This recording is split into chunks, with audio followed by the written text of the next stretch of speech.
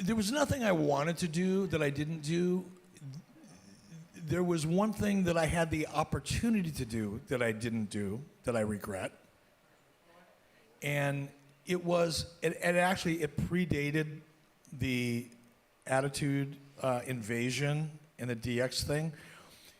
Probably 6 months or more, maybe a year before that happened, I was sitting around in a room, and that same basic idea, actually the idea was, that's coming back to me, it's a little more clear now.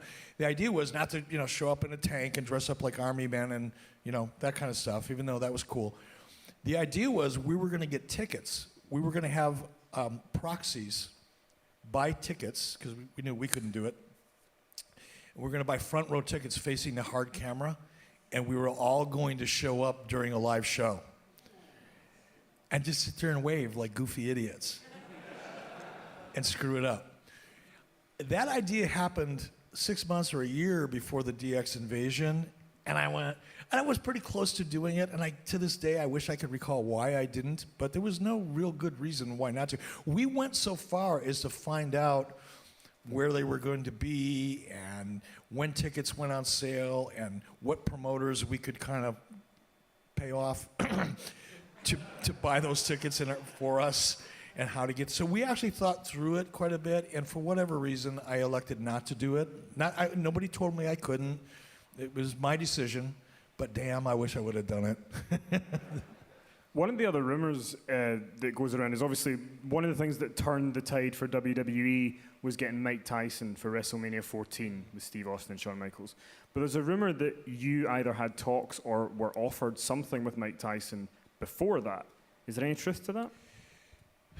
I heard that rumor for the first time about a year ago. And maybe it was that rumor was out there before that, but it came to my attention about a year ago. And when I first heard it, I went, well, that never happened. I never offered Mike Tyson a dime. I never had a conversation with Mike Tyson. I never had a conversation with a representative of Mike Tyson. I think if there's any truth, and I'm guessing now, I don't remember it, but if there is a kernel of truth, because a lot of times with these rumors, they start out as a little small kernel of truth, and then all of a sudden they turn into a, three feature film trilogy. But it may have been a discussion. Someone may have brought it up to me, but there was never any offer made. There was never an attempt on my part to try to bring Mike Tyson in or anything like that.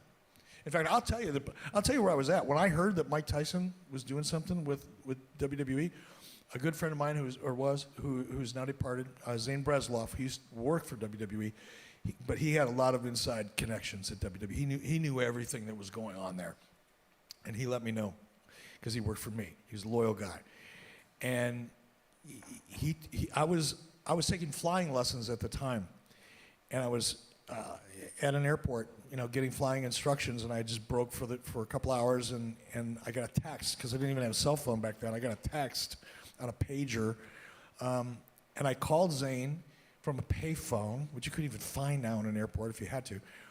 But I called Zane, and he told me what was going on. I went, oh, that's gonna be big.